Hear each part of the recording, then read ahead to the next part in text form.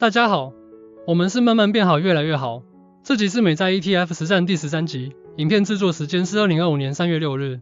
上集说到，美债自1月中见底之后，开始从谷底小弹。在我们制作影片的周四当下，挫折已从 84.6 元反弹到约 90.7 元的位置，美股反弹约 7% 左右。而台股元大美债正2从底部 7.03 反弹到做影片时约 7.94 元的位置，至今有 13% 左右的涨幅了。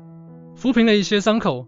美债这波是在1月中旬见到底部，而股票自从去年9月正式开始降息后，一路的高歌猛进，扶摇直上，一直到近2周美股下杀之前，庞佛成了只有美债受伤的状况。近期川普针对美加墨关税战敲下定锤，对中国的关税战也确定加大力道。巴菲特罕见批评川普关税乱搞，而马斯克的都是持续性的裁员。近期比特币、中概股也集体回荡，黄金、石油、天然气表现疲软。股市就是这么奇妙，短短1-2周。短暂从只有美债受伤的世界，变成只有美债不受伤的世界，但很快又再跌下去了。今年经济形势变数仍然非常多，一天利好，一天利空。对于长期布局的我们，影响其实是不大。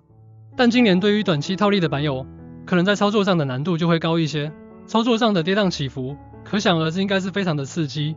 由于美债部位的布局，因为是对冲黑天鹅股灾降临时的风险，这期我们除了更新美债部位回温现况外，也跟板友一起回顾下过往股灾时大致状况，透过历史股灾的温故知新，提前想好股灾时的应对，提前准备的操作表现，一定可比临时上阵的表现来得好。期待您在慢好频道中能有所收获，邀请您帮频道按赞、订阅、加分享，支持鼓励我们长期发展。我们也期待能在国海实战中和板友一起获利共好。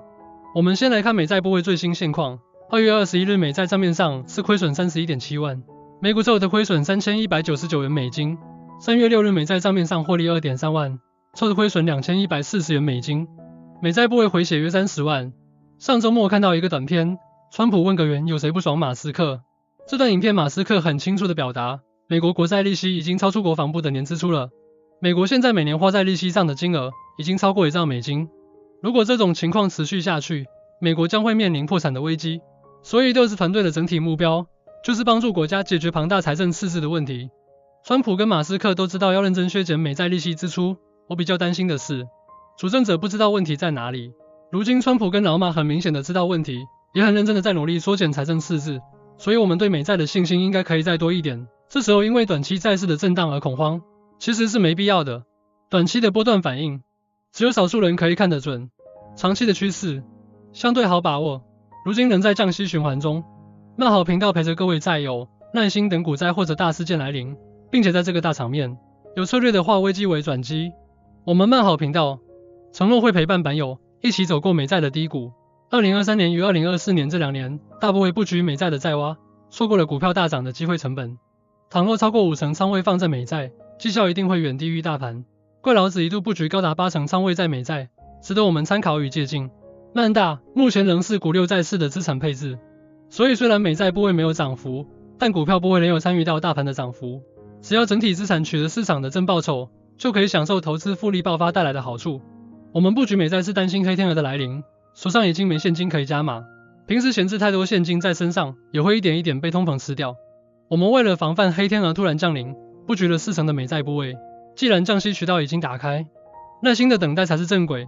这个月美国市场股市波动，一下经济衰退声音再起，一下又不衰退。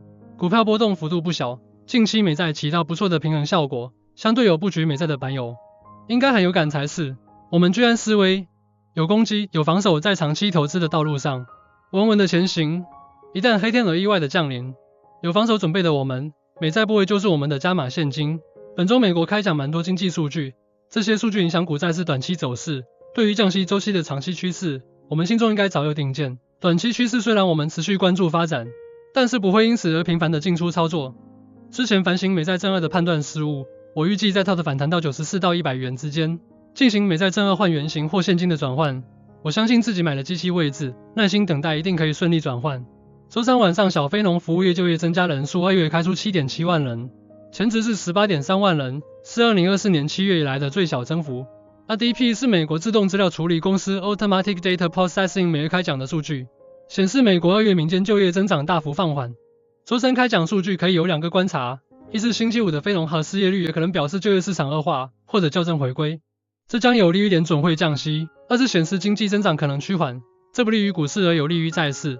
所以在周三晚上10点半美股开盘时，股市有些低迷而债市乐观。然而周三晚上11点的美国 ISM 非制造业采购经理人指数 PMI 又让局势逆转。ISM 服务业 PMI 本月开出 53.5， 高于前值 52.2。细项中的员工招募调查和工资水准也优于前值，这又呈现出不同于前天制造业 PMI 的氛围。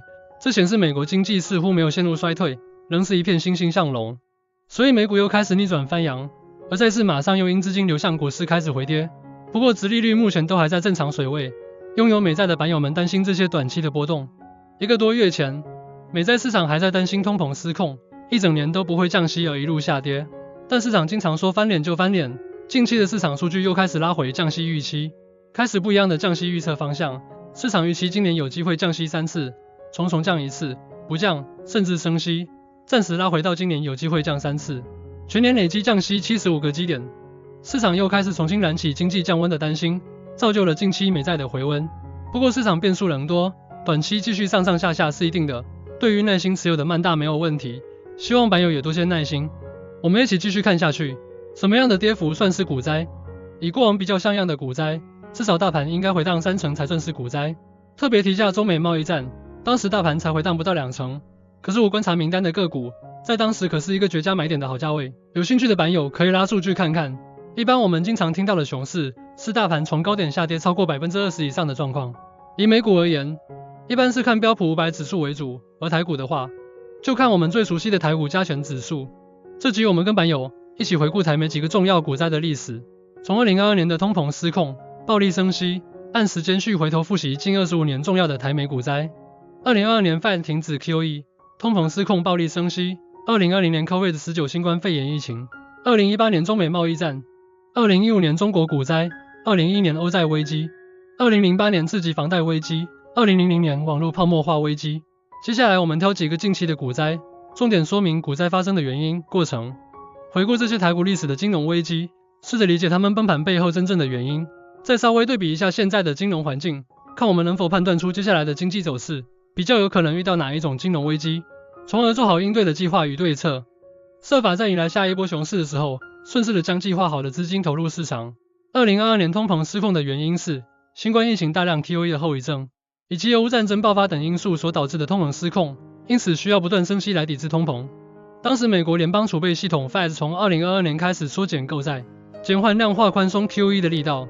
一开始缩减对金融市场影响不大，但当时的 Fed 主席鲍威尔误判通膨的情势，当发现不对的时候，即时立刻转为鹰派立场，一路狂升猛升息，甚至在2022年6月一口气升息3码，但都为时已晚。还记得2022年通膨数据每次开完股市就续跌，一路跌到10月才有所减缓，升息会间接导致市场资金减少，外资操作受到影响，纷纷转为卖压。台股从2022年6月显著下跌，一个月内一度跌破14000点，再加上恰逢除权息月份，台股大盘跌幅最多达到负 32%， 跌幅超过30%，绝对称得上是一次股灾。2020年新冠肺炎 COVID-19 疫情爆发，大盘跌幅达到30%。疫情一开始是在中国被发现，后来陆续在中国以外的地区蔓延。同时，沙地阿拉伯和俄罗斯之间爆发了石油生产分歧，导致油价暴跌，进一步造成全球股市的恐慌。美股3大指数全面下跌，也在该年创下次贷危机后的最大跌幅。美股垄断数次的大场面，也是在这一年不断的惊吓投资朋友。但是急跌马上微赚的态势，像动作不够快的曼大，也只有小小幅度加码参与了一点点，实在非常可惜。台股加权指数在2020年3月19日来到最低点，从12151点下跌至8523点。在全球央行联手救市，特别是美国无限印钞机狂开猛开的情况下，股市很快就逐渐走出困境。2018年中美贸易战事件原因是美国针对中国倾销课高额关税，导致的市场恐慌，大盘跌幅不到2%。可是回头看绝对是进场的好时机。美国因为治安问题考量对中国进口商品加征高关税，试图改善美国与中国的贸易逆差，并防止高科技技术转移。其中比较重要的动作包括美国禁止中国手机品牌华为使用美国技术制造的晶片，要求供应商先申请许可，这对华为造成了重大影响。Google 停止向华为授权 Android 系统，打乱华为的生产计划。美中贸易战也对美股产生了影响，而台湾股市以科技业为主，与美中双方合作紧密。因此，台股加权指数从2018年10月初开始下跌，最低点一度下跌到 9382.51 点才止跌。这里我们参考理财 W 实验室整理的资料，是1987年到2020年的台股股灾下跌记录。1987年黑色星期一，香港股灾，跌幅高达 50.8%。1990年证交税实施，大盘从12682跌到2551点，大盘跌了近80%，如今真的是难以想象。隔年1991年竟然又发生 50.3% 的跌幅，这个都是现在难以想象的股灾。2000年的网络泡沫，跌幅 66.2%， 这是大家都知道的科技泡沫。2008年金融海啸是近20年最后一次跌幅超过50%，如今美国无限 QE 大法现世，实在已经无法想象大盘跌50%是何其恐怖。倘若再度迎来大盘跌超50%的金融危机，应该会有像世界末日的即视感吧。这时现金为王，手上有现金或者债券的板友，将可以找到房市股市的绝佳黄金买点。只要你能安然度过这种股灾，您就有相当大的机会将危机变成转机，趁势迎来财务自由。最后，曼大来帮您重点回顾。第一，美债布局用意是防范股灾的防守，美债正二工具不再建议使用，更多说明可参考美债 EP1 曼大的反思段落。第二，本集回顾几个重要股灾的原因与历史，本友可以参考研究，思考现在的经济形势，我们下一个股灾最像哪一个？欢迎在底下留言跟曼大讨论。第三，好好研究股灾计划，预做准备，盘点好自己能够投资的部位，并拟定好投资计划。投资部位大小才是获利多寡的关键，投资朋友一定要知道，我们都要知道，机会只留给有准备的人。有美债或现金部位的投资朋友，代表有居安思危的意思，或者资产部位相对大。当我们有预做准备，一旦黑天鹅来临时，我们有机会卖债买股上车，或者手上现金持续买进，在股市低基期时大部位建仓，方能把握住财富重新分配的好机会。以上就是今天这集的内容，如果你有任何的问题，欢迎在底下留言，我们再来讨论。谢谢，下期见。